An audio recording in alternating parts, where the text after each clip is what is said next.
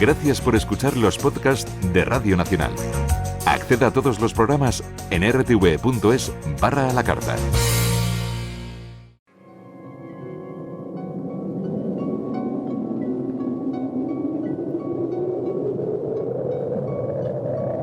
Solo cuando el túnel está en la más absoluta oscuridad es cuando puede volver otra vez la luz.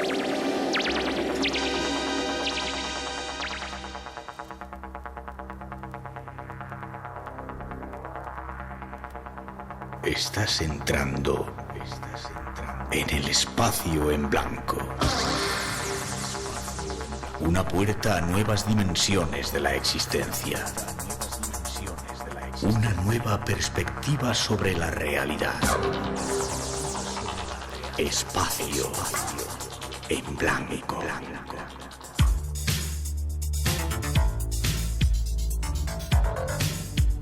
Una producción escrita y dirigida por Miguel Blanco. Nos hemos preparado para hoy.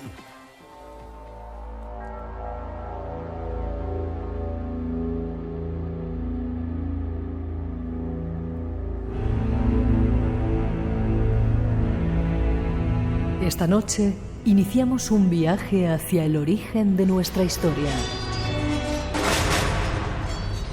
En el año de nuestro Señor de 409, los bárbaros cruzaron los Pirineos penetrando en el corazón de Hispania. Así se inaugura una nueva etapa en la historia de España, la cual ha sido enmarcada dentro de los mal llamados siglos oscuros. Suevos, vándalos y alanos mancharon con su sangre la piel de toro, germen de la actual España. Bárbaros en España será nuestro primer tema, pero habrá más.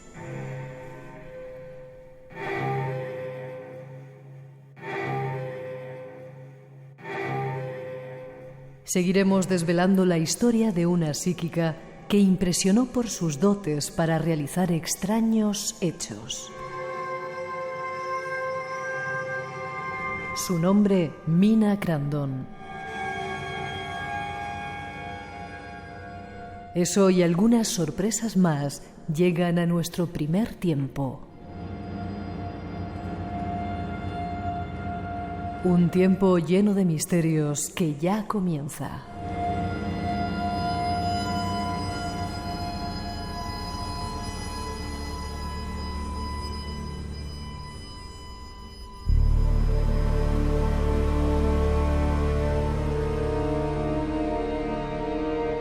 Y para hacerlo, solo nos queda saludar a nuestro primer invitado, Daniel Gómez Aragonés. Buenas noches, Daniel. Buenas noches, encantado de estar aquí, Miguel. Un placer que hayas venido desde Toledo. Efectivamente.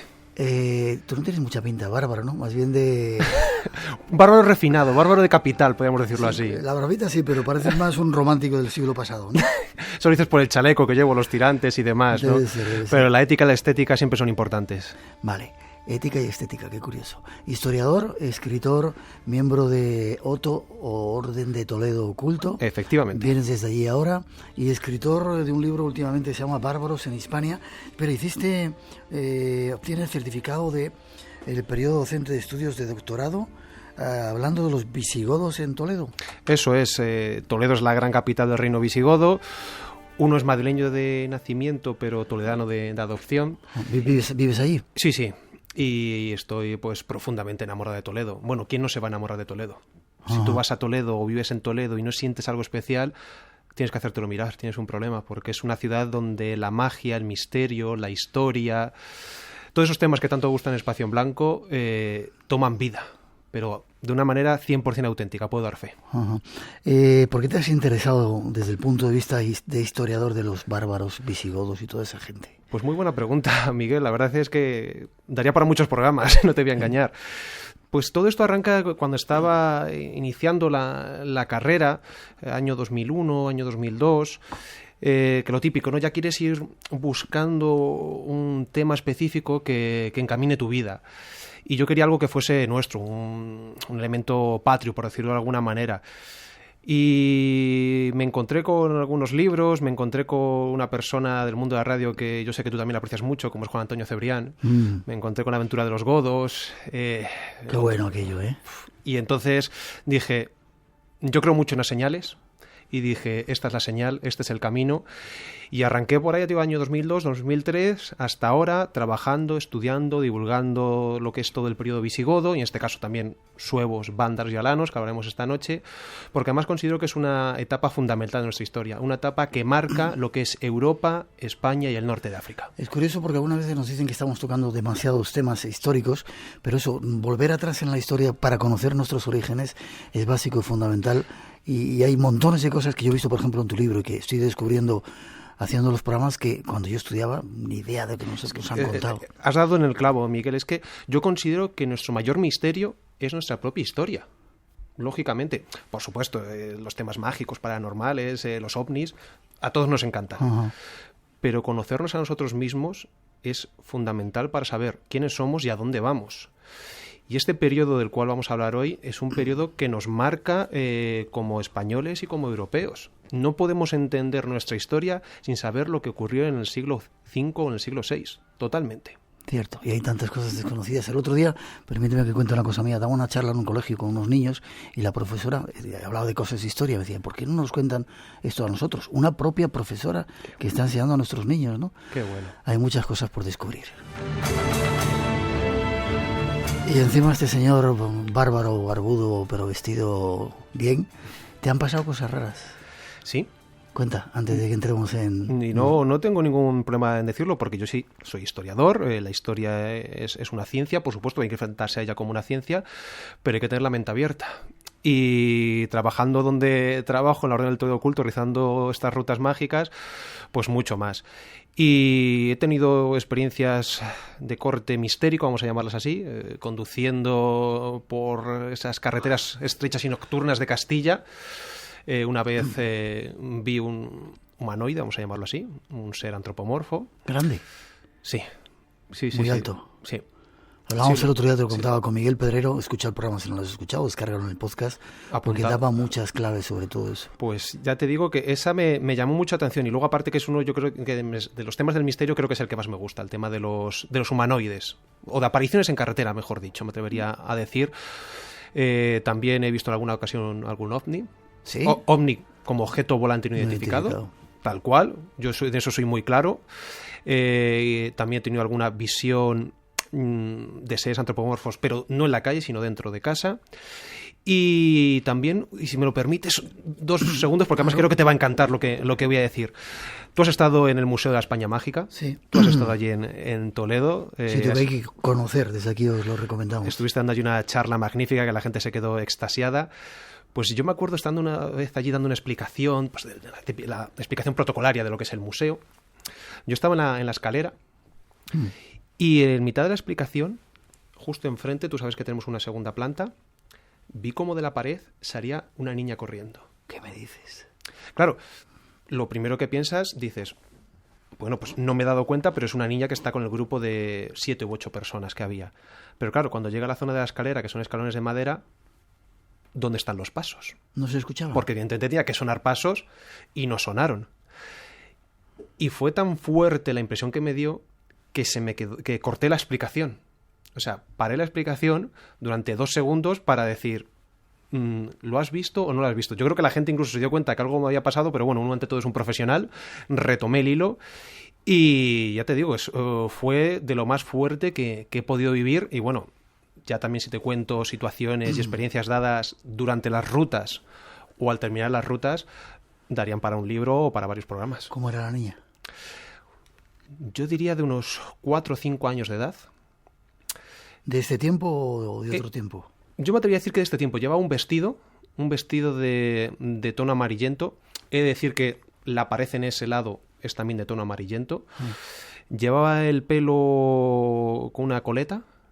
Y era pues, la típica niña de 4 o 5 años, que te digo que la actual, no es que te diga, no, llevo yo una vestimenta tipo siglo XVIII, siglo XIX, te estaría mintiendo. No, yo te digo la realidad de lo que vi. Por eso yo pensaba que era una niña del grupo. Yo es que pensaba que era una niña que estaba viendo pues, con su familia, con sus padres, como tantos vienen a las rutas o al museo, disfrutando el lugar. pero a lo mejor estaba disfrutando desde otro plano. Ya. Este es nuestro invitado, historiador, y a veces ve cosas de ese otro plano. Ya ha escrito un libro que se llama Bárbaros en Hispania, suevos, vándalos y alanos en lucha contra Roma, que esta noche queremos un poco analizar, porque como dice ese dicho, valga la redundancia, el que no conoce su historia está condenado a repetirla, y tenemos todas las papeletas para repetir ciertas cosas, ¿verdad? Totalmente, totalmente. Yo es que además es una frase que en presentaciones, en entrevistas, siempre la digo, y es que es prácticamente que debíamos llevarla a tatuarla. La tenemos que tener tatuada, además los españoles, que somos especialistas en repetir nuestra historia y muchas veces en tropezar en la misma piedra. En la misma piedra. Vamos a intentar conocer esa parte del pasado. Ya veréis qué cantidad de cosas misteriosas e interesantes aprendemos tras esa introducción.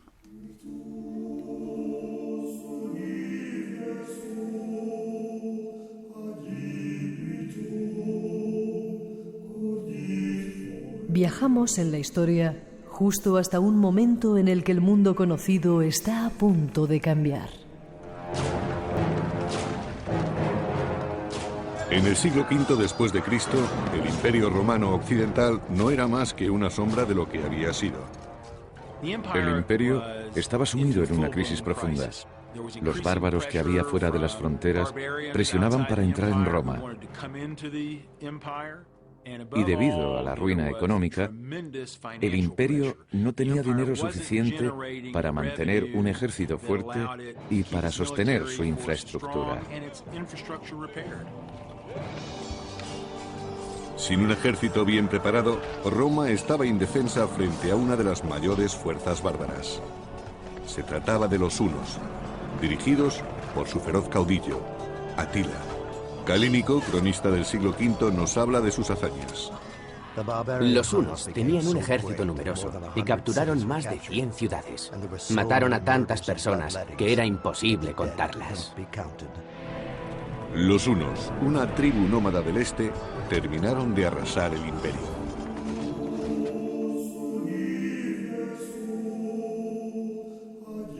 Los bárbaros, pueblos temidos del norte, que arrasaron un imperio y cambiaron la historia. Conozcamos algo más de ellos. Ahí estaba esa introducción, ¿te ha gustado? Me ha encantado, los pelos de punta. Yo no sé si juntar a Atila, los unos... Primero bárbaros, ¿quiénes eran los bárbaros? Bueno, eso es importante. Definirlo, vamos a ver, ¿no? Bárbaro realmente lo podemos considerar desde el punto de vista grecorromano como el extranjero. Todo aquel que estaba fuera de la cultura grecolatina. Es importante entender este hecho porque además también el concepto bárbaro se asocia a individuos que tienen una creencia, una religión distinta, sobre todo ya cuando estamos hablando de que el imperio es cristiano, es católico, entonces es contraponer el mundo romano cristiano al mundo bárbaro habitualmente pagano. Y luego además también el bárbaro es aquel que, valga la redundancia, está contrapuesto al hombre mediterráneo. Hay algún autor latino que dice que el bárbaro es bárbaro también por la geografía, por el lugar en el que vive. La gente que está más allá de la frontera romana en Germania, ¿cómo no va a ser bárbaro con lo mal que se vive allí comparado con cómo se vive en el sur de Europa? Cosa que evidentemente tampoco ha cambiado mucho. Otro paralelismo que podemos ver con el mundo actual. Y también cuando hablamos de bárbaros y cuando hablamos de migraciones bárbaras, de invasiones bárbaras, es importante distinguir. ¿Por qué? Porque muchas veces se utiliza el concepto, por ejemplo, de invasiones germanas, que era su error. ¿Por qué? Porque no todos los bárbaros son germanos. No, vienen de otro sitio también. Los alanos, por ejemplo, que son protagonistas esta noche con nosotros, sí, no son germanos. Los hunos, como hemos visto en la introducción, no son germanos. ¿Qué pasa con los alanos? ¿Qué pasa con los sármatas, por ejemplo, que son pueblos hermanos? Son pueblos iranio-esteparios. Del contacto, pues se sitúan los oyentes entre Europa y Asia, un poquito más al norte del Cáucaso, etcétera. Y luego hablaremos de este pueblo porque realmente me parece fascinante el tema de los alanos. Entonces es importante en este periodo saber diferenciar y sobre todo saber contextualizar, porque estamos en una época, finales del siglo IV, principios del siglo V, donde 5 años arriba, 5 años abajo, prácticamente el tablero de ajedrez te podía cambiar por completo. Por eso en el libro muchas veces hago tantas acotaciones, tantas contextualizaciones, porque es importante que siempre el lector se vaya situando en una época tan cambiante a la par que fascinante.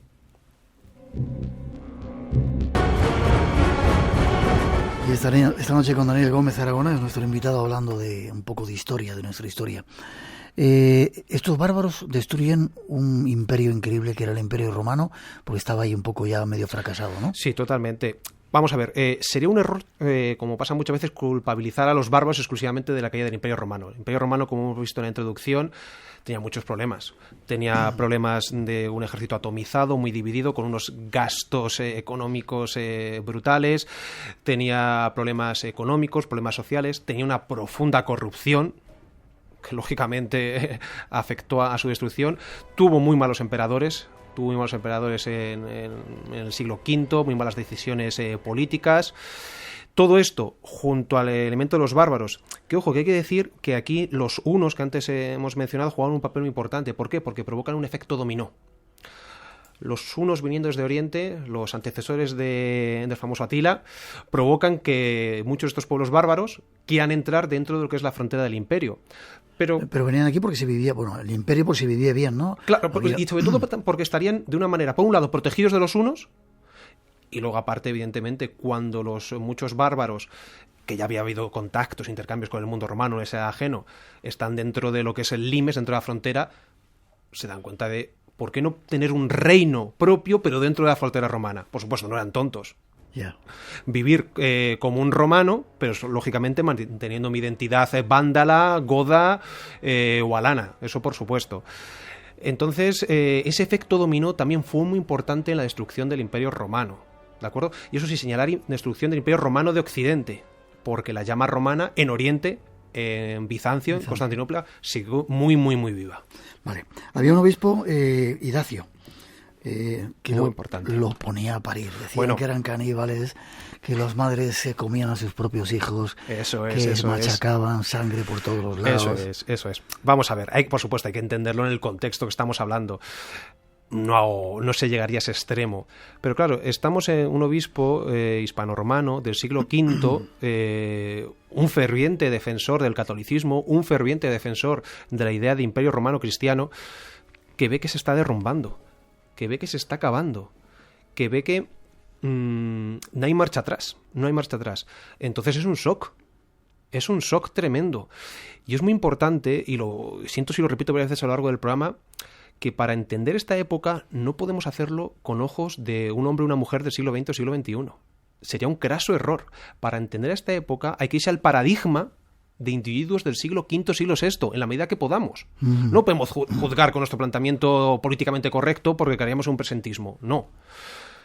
Estamos hablando de gente que cree en el más allá. Gente que cree en la trascendencia, que cree en el honor, en la guerra, en la épica. Por lo tanto, eso, lógicamente, marca su forma de vivir y su forma de entender la historia.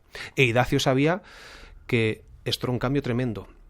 También es curioso porque Idacio, a la par que está criticando a los bárbaros, luego con el tiempo cambiará parte de su discurso porque comenzará criticando en este caso a los suevos, que sean los que se ubiquen, y luego lo comentaremos, en la zona en la que él vivía, para atacar a otros bárbaros. Que también es curioso eso, los romanos intentaron, a medida que pudieron, utilizar unos bárbaros contra otros a ver si sacaban algún beneficio. Pero ese pasaje que yo le he recogido en el libro, y considero que es fundamental porque muchas veces es pasado por alto, no tenemos que pensar, como digo, que había canibalismo, pero sí refleja el tremendo shock que supuso, en este caso para Hispania, la llegada de los bárbaros. Yeah. Los ponen eso, incluso la propia idea o el propio nombre, ¿no? Da la concepción de que eran tremendos, machacaban todo lo que por donde pasaban. Atila no crecía la hierba por donde pasaban ellos, ¿no? Sin embargo, tú reflejas que eran gente refinada, que tenían arte, que tenían otro tipo de cultura, que creían, como dices, el más allá, ¿no? Totalmente. Es que no nos equivoquemos, no hacían nada que no hiciese Roma durante la conquista. Cuando Roma en el momento de expansión, cuando César se enfrenta a los galos, cuando Augusto se enfrenta a los cántabros en Hispania, que hizo un auténtico, entre comillas, genocidio, Roma se construyó a base de espada y sangre. Pues los bárbaros, lógicamente, cuando se expanden, bien es cierto que hay una migración, bien es cierto que hay necesidad de acomodación, pero bien es cierto que hablamos de una invasión, e invasión siempre va unido a violencia, es inevitable. Pero es lo que te digo, es que era el pan nuestro de cada día en el siglo V. O sea, no podemos juzgar, hay una matanza. Vale, sí hay una matanza, pero es que era algo común, era algo habitual. La muerte tampoco se veía como ahora. Por lo tanto, insisto, no podemos decir que bárbaros eran los bárbaros. No. Ojo, es una etiqueta de bárbaros para que nos entendamos.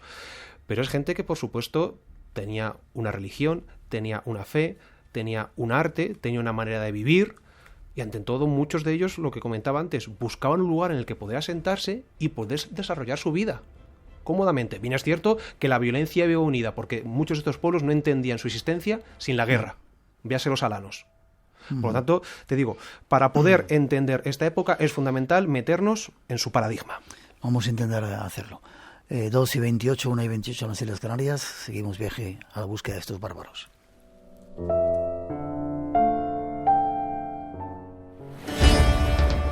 Nómadas. Yo disfruto un paseo relajante desde aquí, mirando la ciudad durante el atardecer. Heraclión, capital de Creta, la isla griega donde termina Europa. Nómadas, con Álvaro Soto. Buscamos el laberinto del Minotauro. En la civilización minoica, el toro era un animal sagrado. Los domingos a las 7 de la mañana es hora de Radio Nacional de España.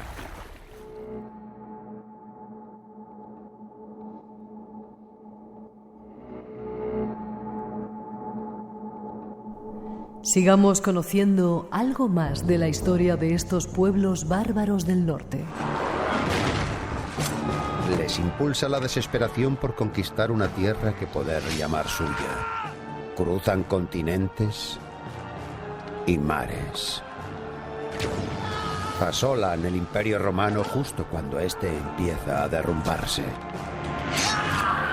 En el año 406 después de Cristo encuentran la oportunidad y la tierra que estaban buscando, justo en el corazón de Roma. En nombre de Dios, saquean, aterrorizan y devastan un imperio herido. Su propio nombre acabará significando destrucción. Son los vándalos. Y su fuerza incontenible pondrá de rodillas al mundo civilizado.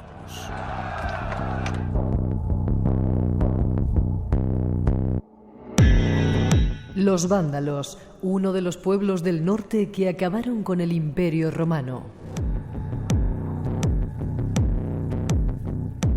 Conozcamos algo más de ellos y de su presencia en España. Era uno de los pueblos que llegaron, pero antes de hablar de los vándalos, que vamos a hablar enseguida, los alanos. En tu libro recoges que era un pueblo... Primero tenemos muy pocos datos de ellos. Muy poquitos, muy poquitos. Seguramente fue el pueblo más enigmático de los tres que cruzaron en el año 409 a Hispania. Y a mí es un pueblo que me fascina. Sí. Y yo creo que a los oyentes les va a gustar. Vamos con ello. Es un pueblo que hemos dicho que no es germano, ¿de acuerdo? Es iranio-estepario. ¿Eso qué significa? ¿Que venían de Irán, de las estepas? Que venían del contacto entre el mundo europeo y el mundo asiático, ¿de acuerdo? Y el norte más o menos del Cáucaso. La descripción o la información que nos proporciona Amiano Marcelino, que es el gran cronista para poder adentrarnos en el mundo alano, es muy curiosa porque prácticamente los presenta como nórdicos, como suecos, hombres altos, rubios, llega a decir prácticamente como si fuesen los más hermosos, los hombres más hermosos de la época. Es un pueblo que su cultura está más asociada a la guerra. De hecho, se considera que para un alano era algo terrible morir de viejo. Sí. Había que morir en combate. Y era un trofeo cortar la cabellera a tu enemigo y ponerla en tu caballo como elemento de decoración. Wow. Espectacular. Y algo que creo que va a gustar mucho a los oyentes y te va a gustar a ti, Miguel. Es un pueblo que en su religión no necesitaba construir templos. No necesitaba templos. Al ser un pueblo nómada, evidentemente no se quedaba fijo en un sitio, siempre estaba en movimiento. Evidentemente, ¿para qué quiere un templo? Tenemos muy poquitos datos, pero Amiano Marcelino nos dice que para rezar, un alano desenvainaba una espada, la clavaba en el suelo y ahí tenía un altar. Un altar para rezar a un dios guerrero. Prácticamente estamos llegando a lo que es Conan, para que nuestros oyentes nos sitúen. Me parece algo totalmente épico y fascinante. Épico y fascinante. Yo creo que si a un chaval en el colegio instituto le cuentan esto, quiere saber más cosas sobre esta época. Solo con esto. 100%, garantizado. Su presencia en Hispania es muy, muy, muy pequeña, muy limitada, porque hablamos que entra en el 409 y entre el 416 y 418 son derrotados por los godos. Pero sin embargo, aquí en un mapa que tú sacas hay una amplia franja de la península ibérica, incluido Portugal, donde estuvieron los alanos desde Cartagena hasta Lisboa. Eso es. Cuando se hace el reparto entre suevos, vándalos y alanos de Hispania en el año 411, los que salen mejor parados son los alanos, que se llevan la provincia de Lusitania y la provincia de Cartaginense. pues prácticamente, como has dicho, el 50% de Hispania. Por arriba quedaba, bueno, por abajo Andalucía. Lo que es en la Bética los vándalos y lingos, y en la Tarraconense queda bajo poder imperial, y en Galaecia se dividen suevos y vándalos asdingos. Hay que tener en cuenta que los alanos seguramente sería, de todos los bárbaros que entraron en Hispania, el número más reducido, el número más pequeño. ¿Por qué el territorio más grande? A ciencia cierta no lo sabemos, pero la teoría que tiene García Moreno, que es el máximo experto a nivel mundial en la materia, es que seguramente fuese de los 3 pueblos, incluyendo los 2 grupos de vándalos en uno solo, el que tenía mayor poder militar, mayor músculo guerrero. Seguramente contate en el campo de batalla a 1000 guerreros alanos, era para agarrarse el cinturón. Daniel, ¿y dónde se quedaron los íberos y los celtas? ¿O es de otro tiempo? ¿Eran mucho más antiguos? Mucho más atrás. Íberos y celtas estamos en el contexto del mundo romano, de la conquista romana de la península ibérica. Los romanos conquistan lo que es toda Hispania, y lo que se produce es un proceso de romanización. Celtas e íberos y celtíberos se quedan bajo la órbita romana. Y cuando estos bárbaros entran a la península ibérica, se encuentran en una sociedad 100% y eminentemente hispano-romana, donde el elemento genético poblacional sigue siendo celta e íbero, por supuesto, lo sigue siendo hoy en día. Nuestra sangre básicamente es celta e íbera, pero su cultura, por supuesto, como también sigue pasando entre nosotros, como dice la película, ¿qué hicieron los romanos por nosotros?, sigue siendo romana. Se han encontrado restos de edificaciones, de armas, ¿vinculados al mundo alano? Sí, en el mundo alano.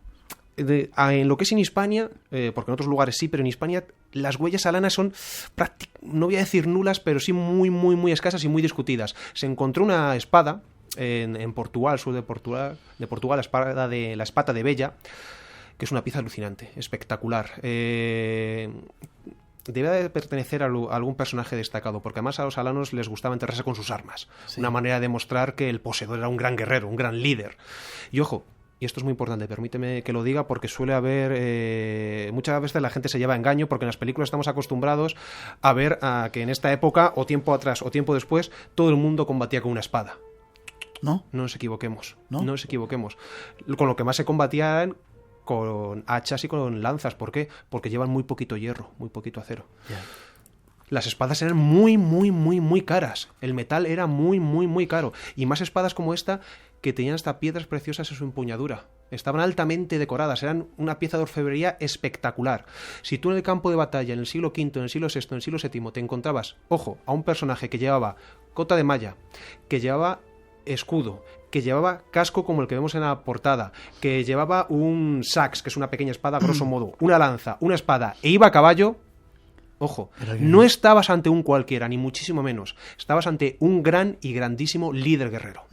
Las mujeres tenían un papel importante con los alanos. Te lo voy a preguntar en el resto de los pueblos. No hay datos. No tenemos apenas datos. Lo que sí sabemos es que no había alanos, gente con sangre alana, que fuese esclavo. Si tenían esclavos es porque no pertenecían al mundo alano. Pero de los alanos tenemos tan poquitos datos que ni siquiera podemos reseñar el nombre, en este caso en Hispania, de una mujer alana. Luego, cuando hablemos de vándalos, de suevos, sí podemos ver alguna otra cosa distinta, o de godos, o hasta incluso vinculados al mundo romano, que hay alguna mujer que marcó el siglo V.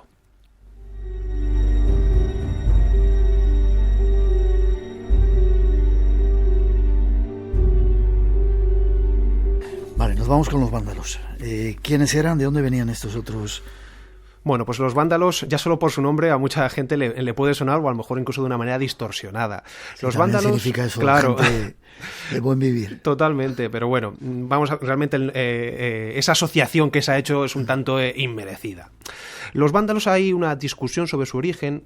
Por un lado se piensa que podrían venir desde el sur de Suecia, como los godos, o desde el norte de Polonia. Más o menos nos da lo mismo. Son germanos de corte oriental, que están divididos a partir del siglo II después de Cristo, a mediados más o menos, en dos pueblos, como pasará con los godos. Por un lado, vándalos silingos, que están en la zona de República Checa, más o menos actual República Checa, y los asdingos, que están más o menos entre Hungría y Rumanía, para que los oyentes se sitúen. Es un pueblo que tiene un periplo existencial fascinante. Fíjate dónde estamos hablando, ¿no? Una existencia sur de Suecia, norte de Polonia, luego ya bien identificados en República Checa, Hungría, Rumanía. Entran en el año 406, el 31 de diciembre ojo, 31 de diciembre del 406, esa fría Navidad es cuando todos estos pueblos bárbaros cruzan el río Rin, unas arterias de Europa. Yo he tenido la fortuna de estar, si no en el lugar exacto, muy próximo, porque si me permites, una cosa que considero que tiene o debe hacer un buen historiador, escritor, divulgador, siempre que su circunstancia vital se lo permita. Seguir las huellas, ¿no? Es ir donde ha tenido lugar la historia. O sea, gran parte de las fotografías que se pueden ver en el anexo del libro las he hecho yo en el lugar donde tuvo lugar la historia. Creo que es fundamental y eso creo que lo compartes conmigo, ¿no? Es la única manera, yo creo ciertamente, también de meterte en la época. Como te digo, 406, 409 están en la Galia, y 409 es cuando entran en Hispania, y realmente los vándalos en Hispania solo están 20 años, del 409 al 429, pero son 20 años fascinantes, 20 años que tal vez pudieron hacer de Hispania su reino, pero ellos, hay un momento al final de la segunda década del siglo V, 420 y tantos, que su objetivo es pasar al norte de África. Cruzar el Mediterráneo. Eso es. ¿Por qué? Muy sencillo, el norte de África era la gran joya del imperio, era el granero del imperio. Ya te iba a preguntar, ¿en España qué había en ese tiempo? ¿Por qué atraía tanto Hispania a estos pueblos? ¿Buen clima? Hispania era una auténtica joya, o sea... evidentemente, el Imperio Romano está en crisis de arriba abajo, el Imperio Romano de Occidente, pero Hispania era una joya y sus nuevos bandos romanos tenían mucho interés en entrar. ¿Por qué? Porque evidentemente habría riquezas, habría importante aristocracia romana a la cual poder o bien atacar y robar, o bien ponerte a su servicio cobrando, y era un buen lugar para poder crear un reino. Es como pasa luego después, imagino no da tiempo a comentarlo, ¿no? Pero cuando los musulmanes invaden el reino visigodo, no es que estaba en crisis y demás. Ahora también estamos en crisis en España, pero también hay mucha riqueza, también hay muchos tesoros, también se vive muy bien, no olvidemos. Y eso ha pasado siempre. Hispania siempre ha sido un pedazo de comida muy, muy, muy apetecible. Y para estos pueblos bárbaros lo era. Lo que pasa que, como te digo, llega un momento determinado que para los vándalos no lo ven claro en Hispania y prefieren pasar al norte de África. Y esto es algo espectacular porque cruzan desde Gibraltar, como decimos, a lo que es el norte de Marruecos. ¿Eran navegantes entonces? Buena pregunta. ¿Cómo cruzaron? Porque según los datos que contamos, cruzaron unas 80.000 personas, que no son pocas, porque cruzarían vándalos, cruzarían también alanos, y cuando son derrotados por los godos se unen los restos que quedan a los vándalos, también algunos godos, también puede que algún suevo, y también hispanos romanos. ¿Qué pasa? Que cuando los vándalos hacen campañas de ataque y de saqueo por la cartaginense, por la bética, llegan a las costas levantinas y allí se encuentran con parte de la flota romana amarrada en dichos lugares. Y ahí es donde puede comenzar esa unión tan simbólica entre la navegación y los vándalos. También llegan a atacar las Baleares.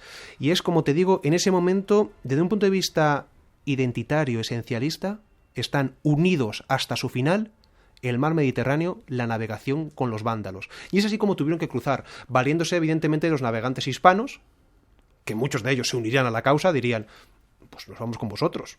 Hay autores latinos que recogen que muchos provinciales, muchos hispanos romanos, prefieren vivir en libertad, pero pobres, con los bárbaros, que no irse a vivir con los romanos y estar machacados a impuestos y corrupción. Yeah. Fíjate qué simbólico que es esto.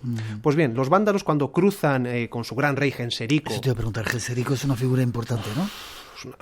Es una figura brutal. Es una figura que es de esas que te preguntas cómo nos ha hecho una película. ¿Cómo nos ha hecho una película? ¿Tú lo estudiaste cuando estudiabas en la universidad? ¿En el colegio? Yo nunca había oído hablar de este nombre. Y además que es algo que trato en el libro, y es decir... ¿Cómo se ha afrontado en los libros de textos? ¿Cómo se ha ido estudiando desde el franquismo desde el franquismo hasta los libros de textos actuales esta época? Y es muy triste, hemos ido para atrás. Sí. Hemos ido para atrás. ¿Hay algún momento bueno en los años 80, algún libro de la famosa EGB, que a mí me tocó estudiar, que sobre todo desde el punto de vista visual trata muy bien esta época? Y eso a lo mejor me pudo pasar a mí. Yo lo vi y dije, me quedé enganchado. Pero hoy en día coges un libro de texto de primaria, de la ESO, de bachillerato, y hasta incluso algunos apuntes de carrera, sí, y te puedes echar a llorar con esta época. Vamos con Genserico. Vamos con Genserico. Genserico es el rey fundamental de la historia vándala. Es un rey que va conquistando gran parte del norte de África y funda un reino en lo que es el actual Túnez, en la antigua Cartago. Y distintos puntos, como te digo, del norte de África. Y no solo queda ahí la cosa. conquista Cerdeña, conquista Córcega, parte de Sicilia y las Islas Baleares. Hace del Mediterráneo central y occidental su cortijo. O sea, el famoso Mare Nostrum de los romanos, ahora ya no, con los vándalos ya no, ahora es conocido como Mar Vándalo. Y durante mucho tiempo, durante muchos siglos, todavía en el Mediterráneo, en Europa, resonará como los vándalos hicieron del Mediterráneo su mar. Porque además, ¿qué sucede? Cuando llegan a Cartago, ahí es donde estaba la gran flota romana. Por supuesto, había naves, como hemos comentado, en Hispania, pero en Cartago era el gran puerto del Imperio Romano, además un puerto fascinante, espectacular, circular, donde iban saliendo las naves. Una pasada de algunas maquetas que nos pueden hacer la boca agua pensando cómo se podía hacer aquello en el siglo IV, siglo V, siglo VI. Y como te digo, gracias a esa unión del mundo de la navegación romana con el mundo vándalo-germano, surge un reino espectacular. Y seguramente los vándalos no serían los que llevasen estos barcos, sino serían los propios hispano-romanos y africano-romanos los que llevasen estos barcos que seguramente no serían de combate, sino que serían barcos mercantes que transportaban a las tropas. Ojo, tropas no solo vándalas. Genserico era muy, muy listo, muy inteligente. Utilizó también a bereberes. Sí. Utilizó también a indígenas del norte de África como fuerza de choque. Eran gente muy, muy guerrera, gente que la lanzabas al combate y sabías que iba a arrasar. Y por eso en el libro hay un cuadro donde se representa el famoso saqueo de Genserico, que saqueó Roma en el año 455. Tenemos a Alarico en el 410, ves a Salomón, etcétera, etcétera. Pero en 455, los restos de ese famoso tesoro de Jerusalén que se llevó Tito, Genserico lo que quedó se lo llevó. Pues en ese cuadro que te comentaba, un pintor ruso dibuja a soldados, a guerreros, luchando a favor de los vándalos, pero con la tez muy oscura. Esos no eran germanos, representando a estos bereberes, a estos mauri, como recoge las fuentes. ¿Y cuándo termina su imperio? Genserico acaba muriendo en el año 474. Estuvo prácticamente hasta la tercera edad, estamos hablando de unos 70-80 años, murió algo espectacular para la época, y en el momento que Genserico muere, comienza la caída de los vándalos. ¿Por qué? Porque al igual que sucede con otros reinos de la época, el reino realmente se sustenta porque hay una figura espectacular, una figura que concentra todo. Cuando esa figura desaparece, los sucesores poco pueden hacer, lo van manteniendo hasta que finalmente, en el año 534, el reino vándalo cae. Genserico, nos acordaremos de ese nombre. Seguimos adelante. Nuestro teléfono está muy tranquilito ahora, 900-137-137. Espero que estéis disfrutando de esta lección que estamos recibiendo de historia. Nos vamos a conocer más de estos personajes. Esta noche, en Espacio en Blanco. Una tarde del mes de mayo de 1923, el doctor Crandon invitó a varios amigos a una reunión a su casa. De repente, estando en esa reunión, la mesa se movió y se apoyó en dos patas. Trataron de averiguar cuál de ellos era el medium. Sigamos conociendo algo más de estas tribus del norte.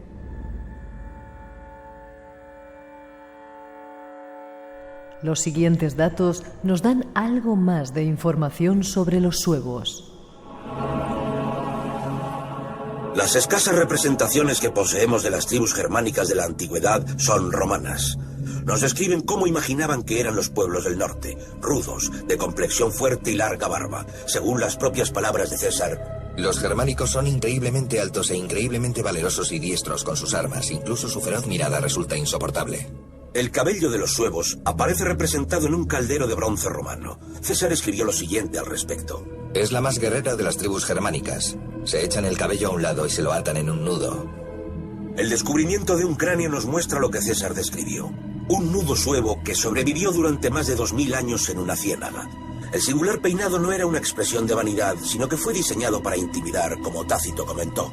Piensan que levantando el cabello de esa forma han de causar terror al enemigo. Son algunos datos de los suevos.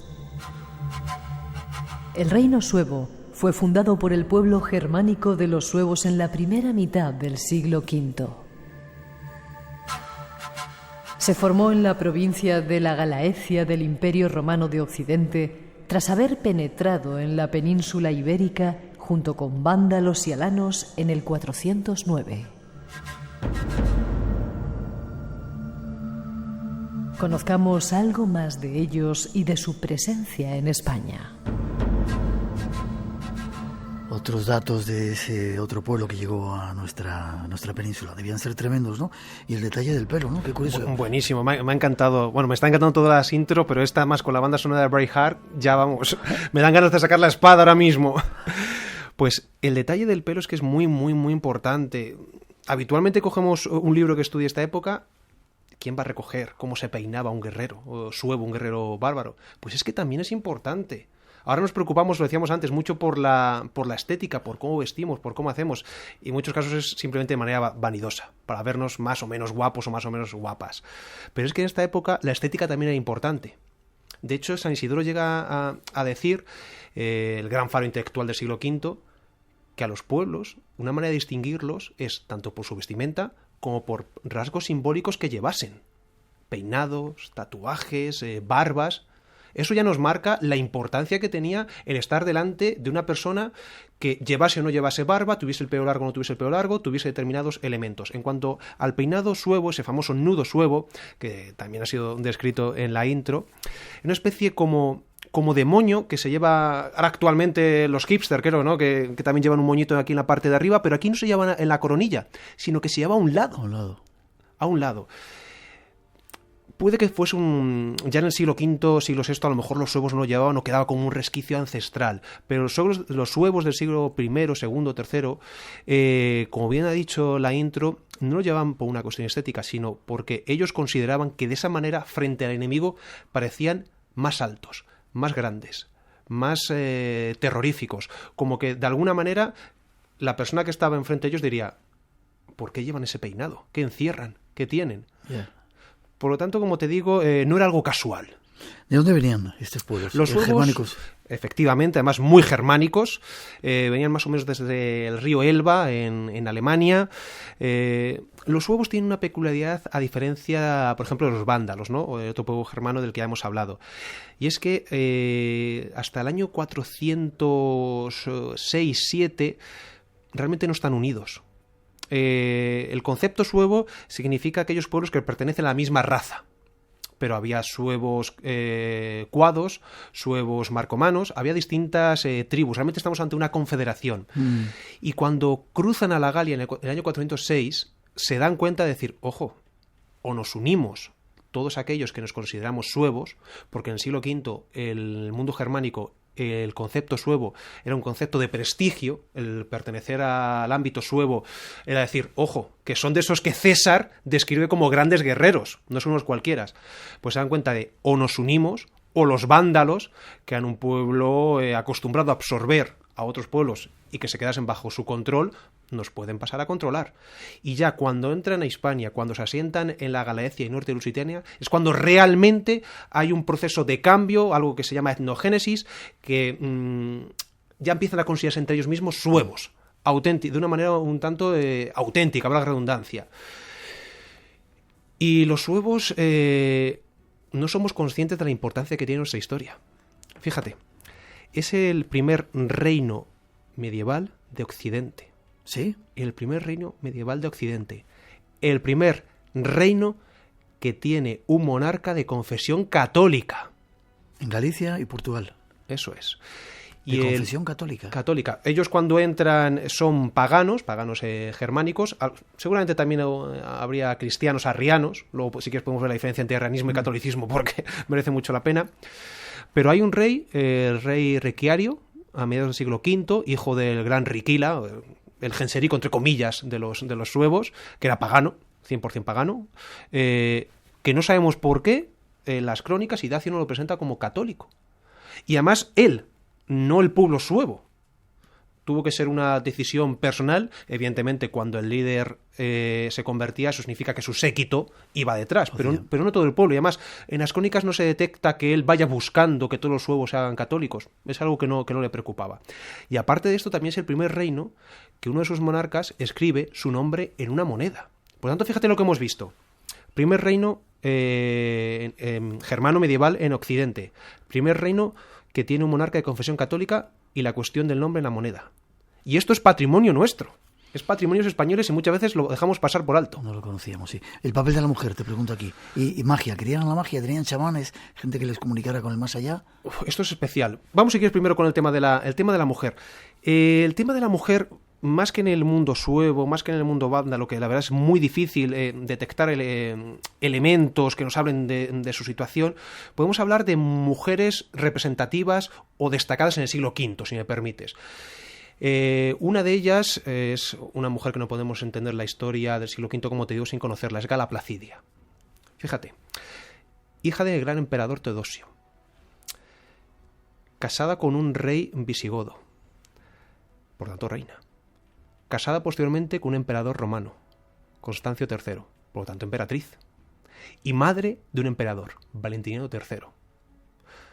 Vaya currículum. Vaya personaje, sí. Pero no solo esto. Yo tuve la fortuna de estar en Rávena, una ciudad a la que, si no has ido, Miguel, conozco, sí. a la que has estado, pues es espectacular, es mágica, o sea, llena de lugares de poder. O sea, yo allí he sufrido el síndrome de Stendhal.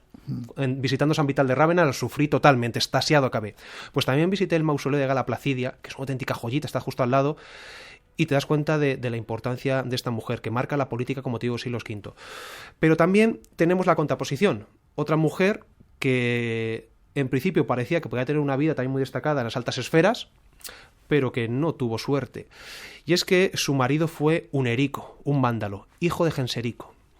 No conocemos su nombre, pero nos estamos refiriendo a una princesa visigoda, hija del rey Teodorico I, que la envía a la corte vándala para esos matrimonios de conveniencia entre un reino y otro, para que se case, como te digo, con el hijo de Genserico. Pero ¿qué pasa? Que Unerico no estaba muy por la labor.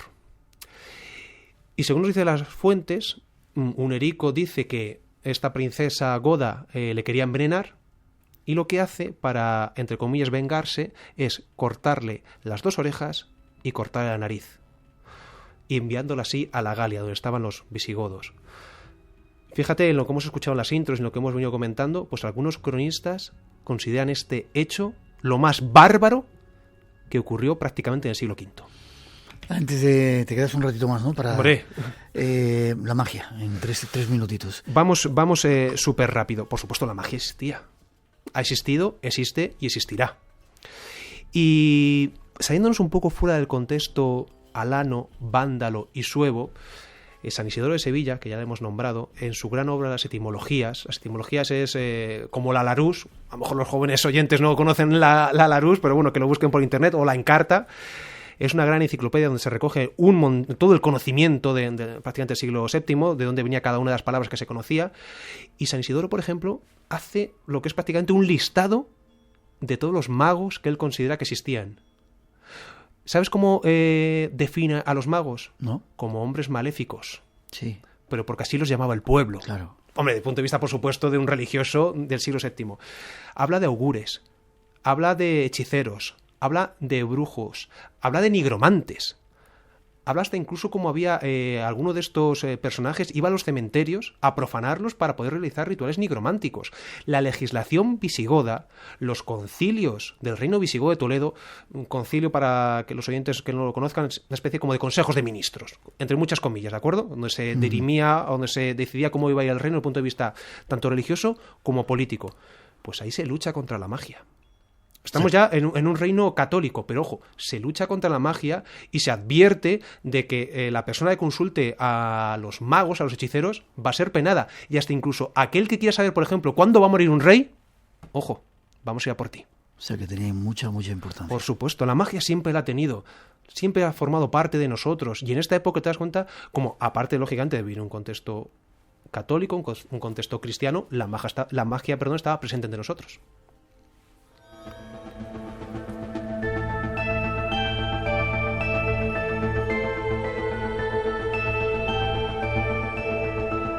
Apasionante lo que nos cuentas. Apúntate, hay una pregunta que son los siglos oscuros, que lo decíamos al principio también. Lo contestas después. Por supuesto. ¿Vale? Vamos a hacer una pausa, llegan las noticias a las 3, las 2 en las Islas Canarias, enseguida regresamos.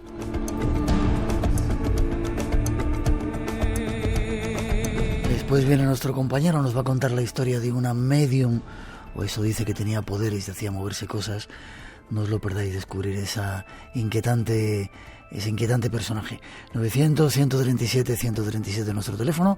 Jesús Ortega preparado. Dime los siglos oscuros, ¿por qué? Tenemos tiempo, vamos con ellos. 30 segundos. Sin 40. ningún problema. Siglos oscuros se denomina así porque es una época que hay poca información, pero realmente tiene un sentido peyorativo, despectivo.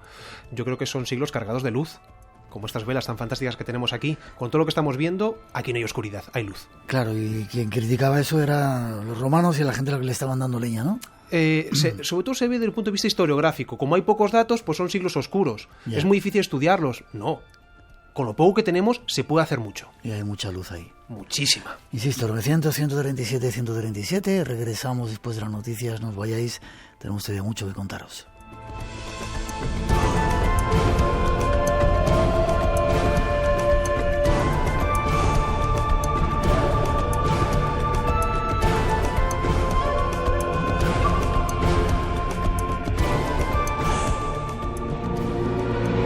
Esta noche, en Espacio en Blanco. Una tarde del mes de mayo de 1923, el doctor Crandon invitó a varios amigos a una reunión a su casa.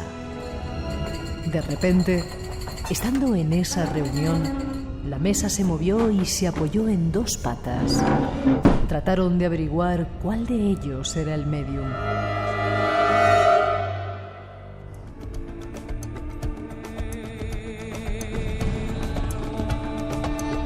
Espacio en Blanco.